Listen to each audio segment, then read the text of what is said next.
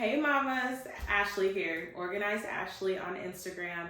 I hope you're doing well. I'm so excited to talk with you today. This video has just been put on my heart to create. It's time we had a chat, okay? Grab your cup of coffee, grab your notebook, and let's open up and share with one another because there's some things that they did not tell me about motherhood, and I really wish someone would have spilled all the tea.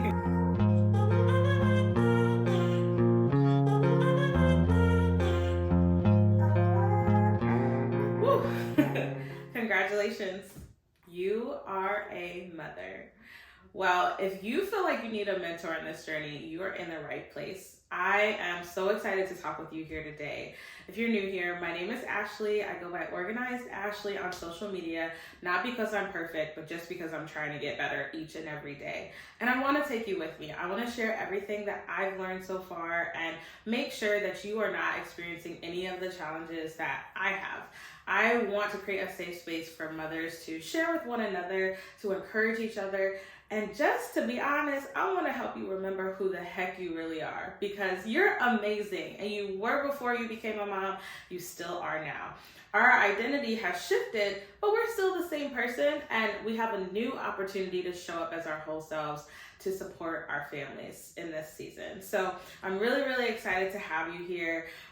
It could be a lot. It could be extremely overwhelming to not only parent a small child, but also be a loving partner, be a good friend, be a dog mom, cat mom, pet mom, and also pursue your dreams if you want to build a business and be an entrepreneur like me. So I want to just talk a little bit about how I've been managing over the past almost 2 years now. My son is approaching his second birthday in December, and y'all, I still have so many goals I want to achieve, and I want that community even for myself. So here I am creating it. First things first, let's talk about time management. If you are in the thick of motherhood with a small child, newborn to that toddler age, then you feel like you're on call 24/7. I mean, they're still completely dependent on you for everything from food to potty training or, pull-ups, and you're teaching them as much as you possibly can, but you still have goals that you want to achieve in the process. So I have found that in order for me to show up and be fully present for my son, I also need to know that I've done what I need to do for myself. And that means not only self-care, which I can get better at, but it also means my professional goals, because that's what gives me the financial capital that I use to provide wonderful experiences for him and for myself. Because, we like to get glam every once in a while. I'm eager to get back in my stylist's chair as we speak. But I say all that to say, money is not bad. You just have a limited amount of time, and you need to figure out the best, most efficient way to maximize your time so that you can make the most money. So when we talk about time management as a mom, it's completely different than what it would have been for you as an individual. When you were a single woman, yeah, you had all the time in the world because no one was interrupting you every second. You maybe had a traditional 9-to-5 work schedule or some sort of stable shift where you could plan your day around your other responsibilities. As a mom, you may have to drop everything at a moment's notice and start completely over if you are doing a task that requires you to be focused throughout. So I want to share a couple tips that have helped me stay productive and feel productive despite giving my full attention to my son. Before we go any further, I want to say I have had seasons of motherhood where I've had lots of help, right? I've had seasons where from that newborn stage to about 8 months where, really the newborn stage to the first 4 months of his life, my husband and I were both home parenting together. Then from about 4 to 8 months, it was just me and my son. Then from about 8 months to a year and a half, it was me, my husband, and our nanny. And then, to present day where it's back to just my husband and I taking turns supporting my son our son, while we work from home. And that can be challenging to be productive and also have a little one that you want to prioritize. So my first tip really is to make sure that you are not afraid to ask for help. It is almost impossible to do this alone. That's why they say it takes a village, because truly it does. Now, the village may no longer be free. You may have to pay for childcare, whether that be in-home or outside of your home. You may have to pay for housekeeping. You may have to pay for meal prep services or whatever it is that will make your life easier. But it does take a village. And if you're feeling overwhelmed trying to do all of that yourself, that's why, because it was never designed just for you. So give yourself some grace in this season. And I'm going to talk with you today about some ways that you can start to like streamline and make your lifestyle more efficient, even if it's just you and you don't have the resources to outsource it this time.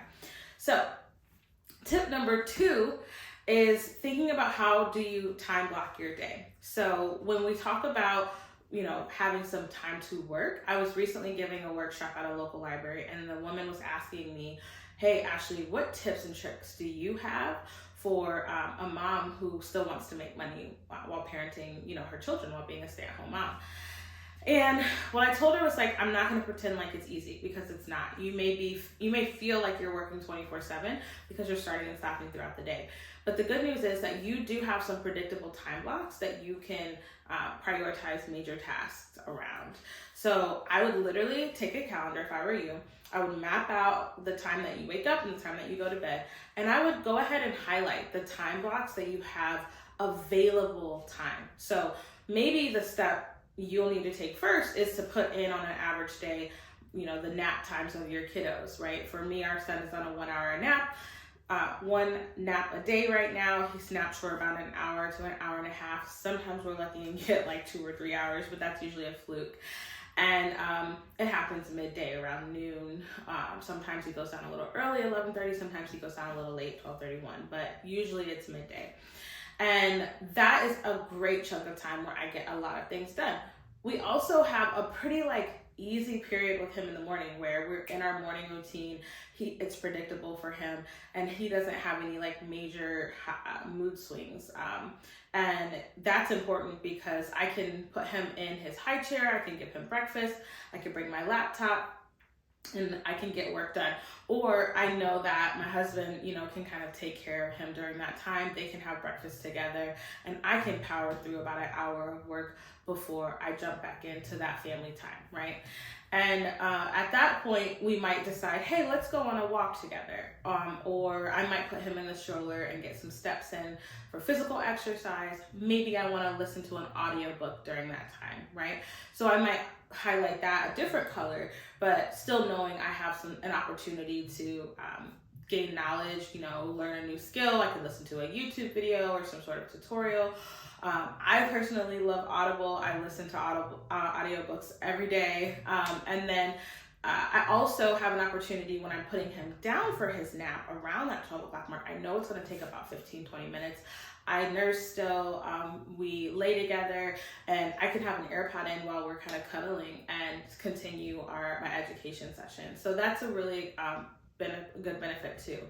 The other thing is once you have that, the afternoon stretch for our family, it is a very busy afternoon, right? So we are usually incorporating some sort of outdoor time. We're doing some sort of craft project or something that is we'll let him sort of lead what he wants to play with for a good chunk of time.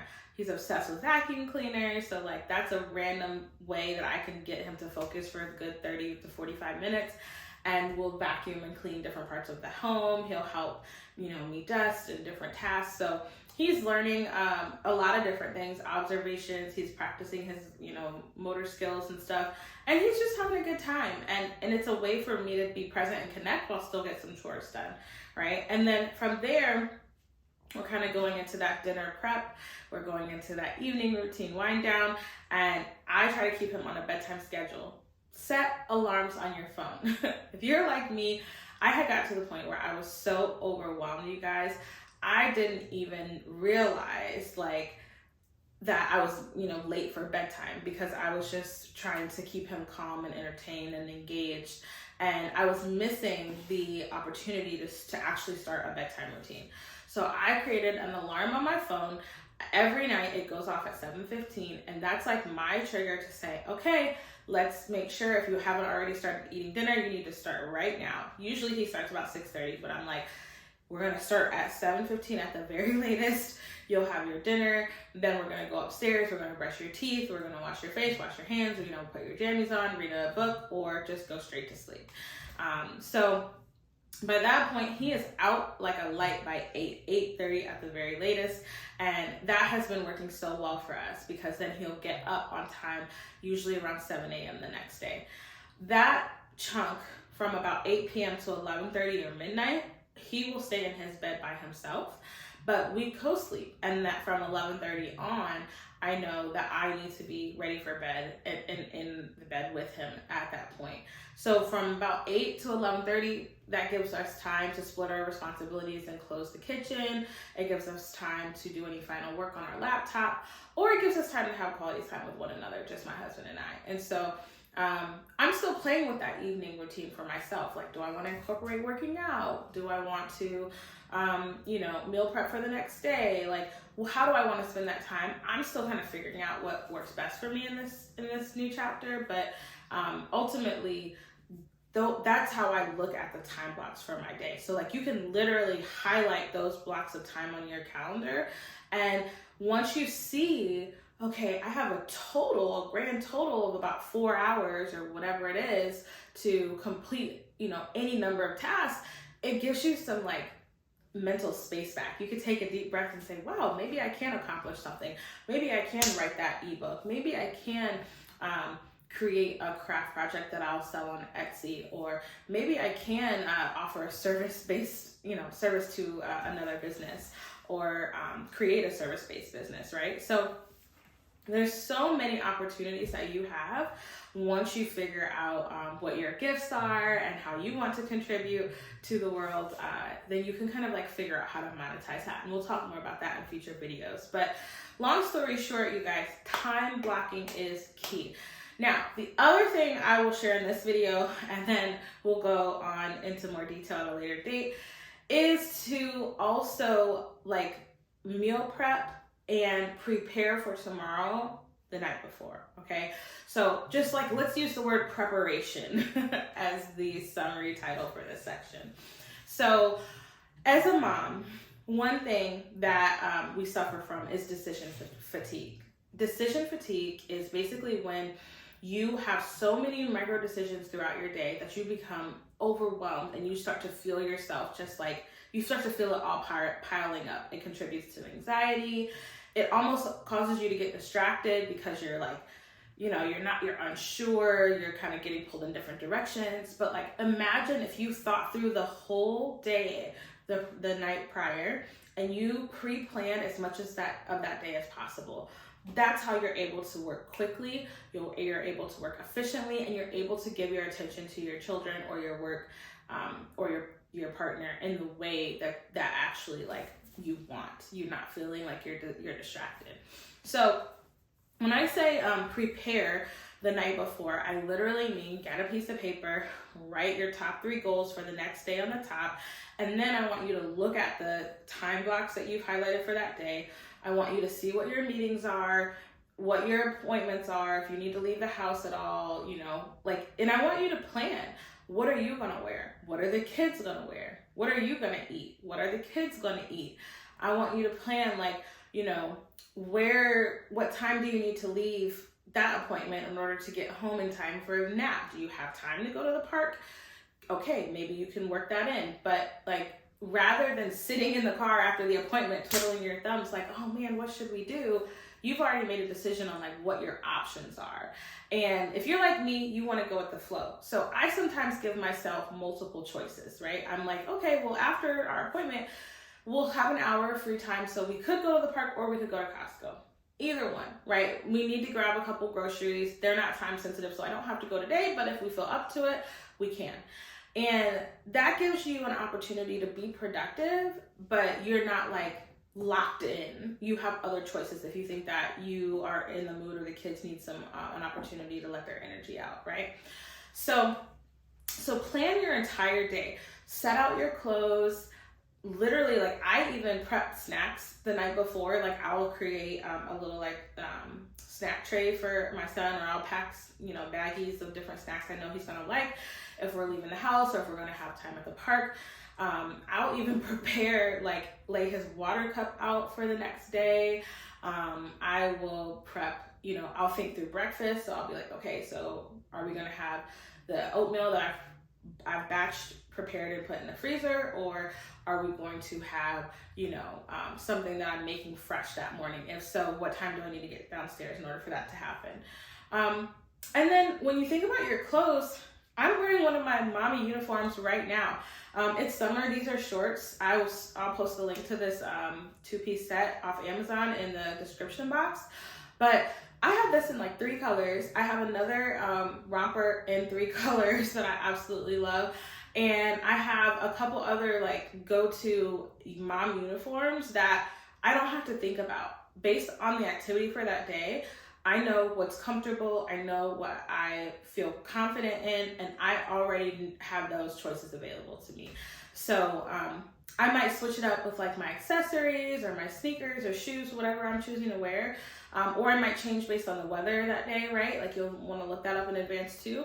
But ultimately I have something in rotation that I can pull from, and it saves me a lot of like mental space.